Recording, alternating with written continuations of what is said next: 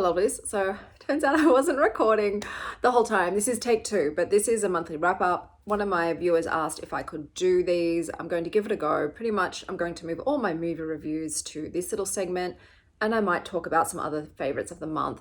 So let's just get into it again. Michael, I watched the movie Michael. Now, I'm not going to touch on the allegations made against Michael. I'm only going to refer to Michael in regards to him as an artist and musician.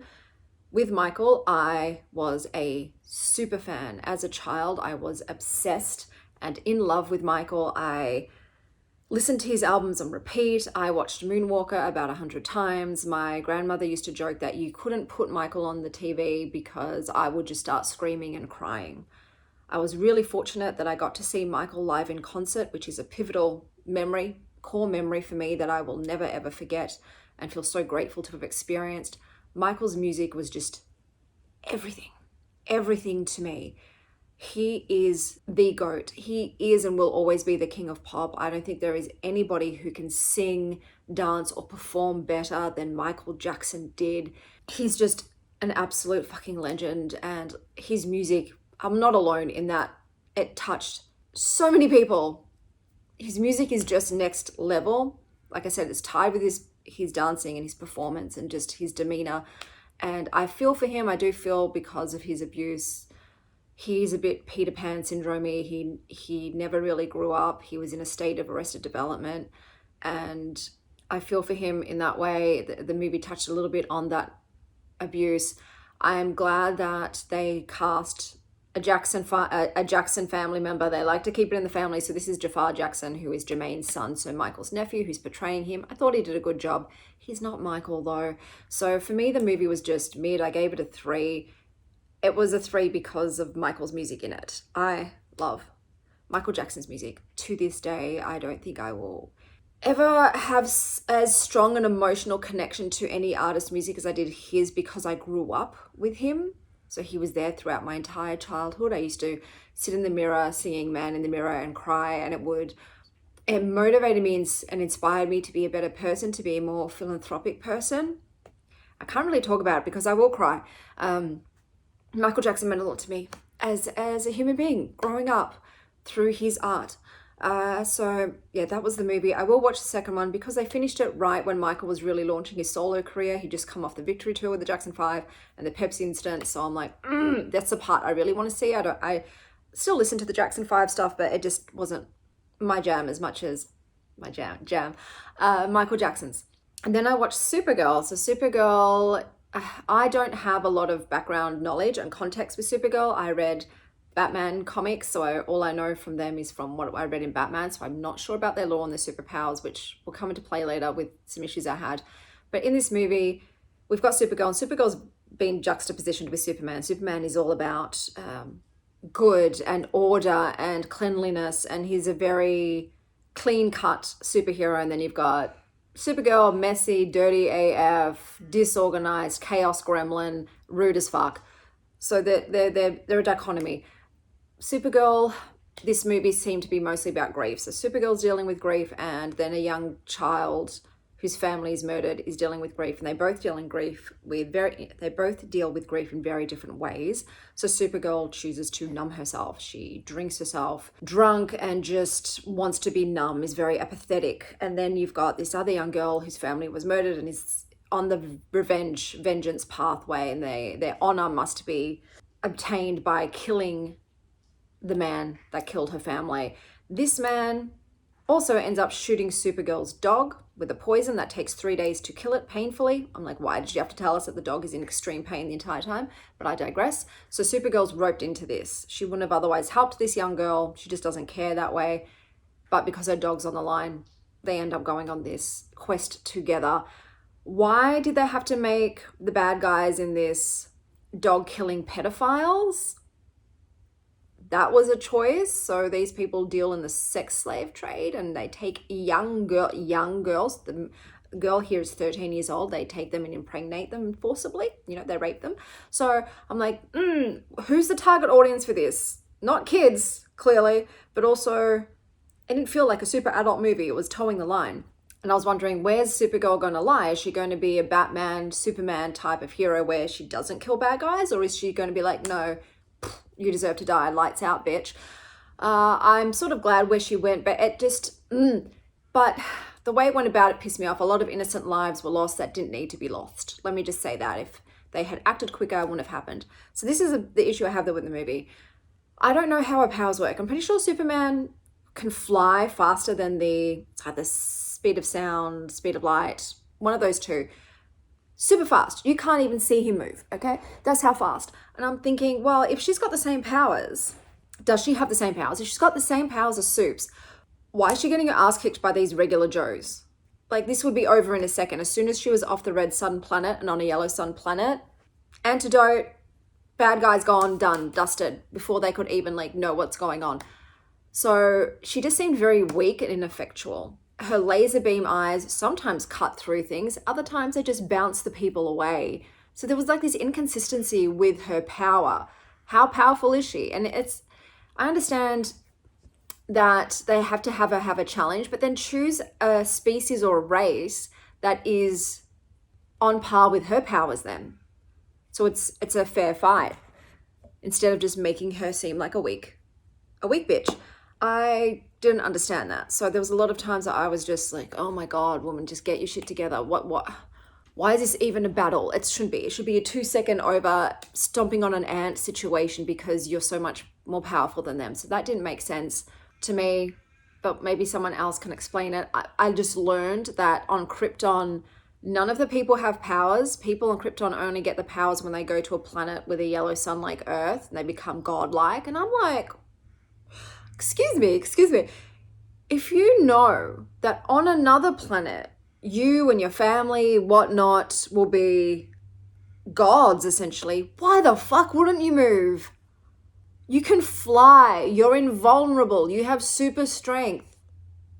I'd be packing my suitcase and be like, see you later, Krypton. We're going to this other planet where we can thrive, pretty much.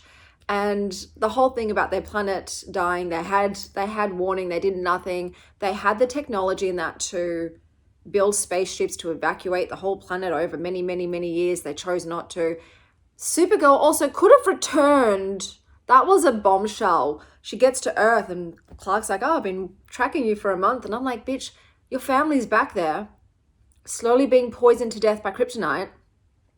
Why wouldn't you get a spaceship and return and bring them back? Like, even if you can't save your family, save someone else. That being said, there was a really good scene where so her parents are dying and her father wants to save her, wants to send her off planet to go be with her cousin Kal-El on Earth. And she said, no, let me get sick and die and be buried side by side with you and mum. And she said, because my life is just one meaningless life. And he's like, no, it's not. Your life is your mother's life. Your life is my life. As your parents, our souls will live on with you. And it's just, that hit me as a parent, like just doing whatever you can to save your child.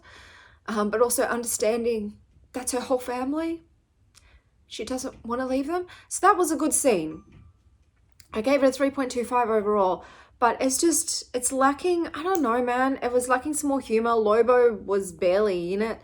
And I didn't like the young girl's character. She just brought the whole film down. She was a bit of a pill.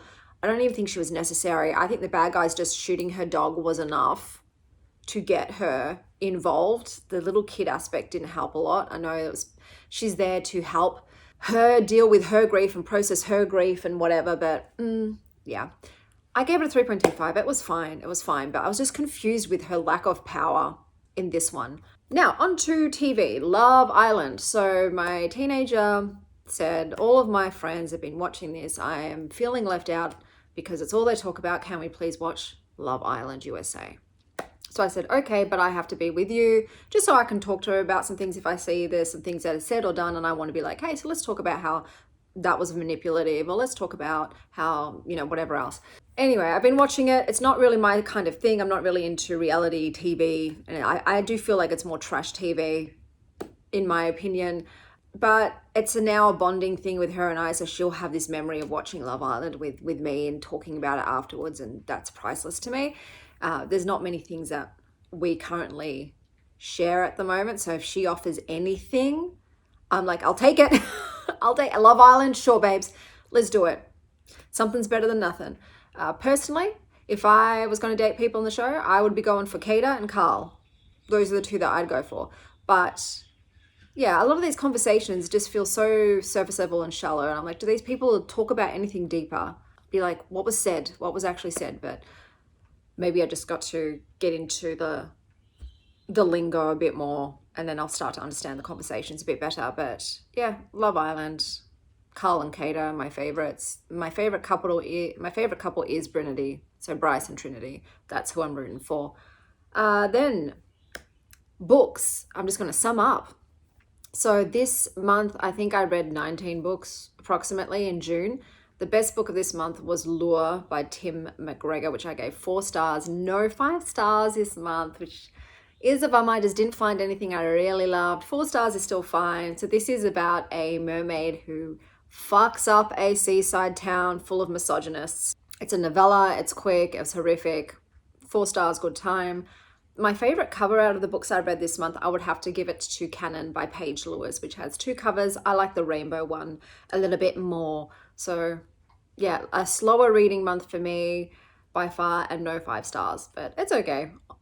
Sometimes it just lands that way. So we've got music. I didn't listen to any new music this month. I was feeling very nostalgic. I think a lot of millennials are just sort of going back to things that they enjoyed in the 90s and early 2000s as a way to cope with the world we're currently in. And so I ended up listening to Jagged Little Pill by Alanis Morissette, which is a fucking banger of an album, not gonna lie. One of my favorite albums, because back in the old days, yeah, you'd buy a CD or a tape and you would listen just to the whole album. You didn't have this thing of, none of us really bought a lot of singles. I thought that was a waste of money. I would never buy a single. If I liked Barbie Girl by Aqua, I went and bought the Aqua CD. You know, it's like, why would I buy one song when I can buy an album for a little bit more and I've got more options? But yeah, Jagged Little Pill was the music that I vibed to this month. And then perfume. So I'm taking the Perfume Tarot TBR prompt out and I'm just going to be showcasing a perfume this month. So perfume of this month is Lord Lamington by the Raconteur. So this is a very soft and strange dessert left in a sunlit ruin kind of perfume. It's giving Lamingtons in antique china, a warm breeze through lace curtains. It's very much dessert with restraint and elegance. It straight away brought to mind the image of a seductive dandy who likes afternoon tea. There is a masculine edge to this perfume. Purchases. Let me go and get one of them. I'm going to get one of them. One sec. Okay, so I got some blue light glasses. These are the ones I picked. They turn everything orange, which is supposedly how they block blue. So it is weird wearing them, but I do wear them for at least 1 hour before bed. Because I wear prescription glasses, I can't wear them longer than that because I need to see. So once I get into bed to do my 1 hour of reading, I will put these on while I read. So I have noticed I've gotten a little bit more deep sleep than usual by using these, but I might in the future maybe go to bed an hour and a half. I might do an hour and a half in bed going forward to read so that I get to wear them for a longer period of time. But I've got my kids onto them as well because they are on their screens before bed, and that way hopefully they'll get better sleep as well. So I bought those. I also thrifted 2 things this month.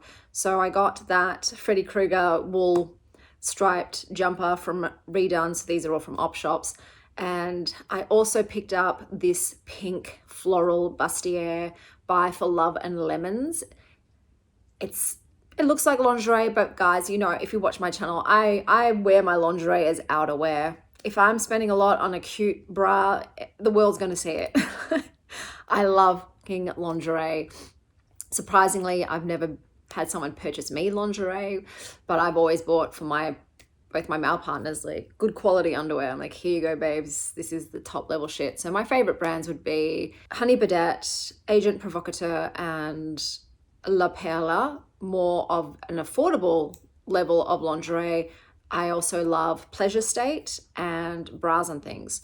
So most of the time I buy in the more affordable range, and then every now and again, when a sale is on, I treat myself to the more fancy brands because I just, yeah, if I had the resources and the space, I would have an entire closet just dedicated to fancy knickers. I just really like them. That being said, how often do I wear matching sets? Almost never.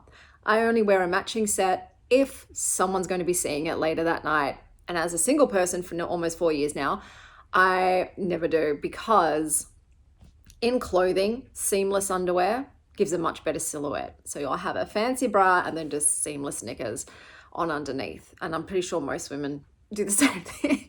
You only wear the matching sets if someone's going to see it, or if it still looks good under the clothes you're in. If it's going to show through, you're like, no.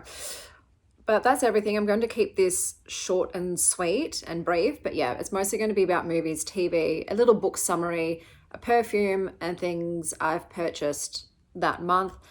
Let me know one of your favorite things of this month in the comments. And if you don't know what to comment, just leave me a heart emoji of your choosing. Until next time, stay wild, Star Child.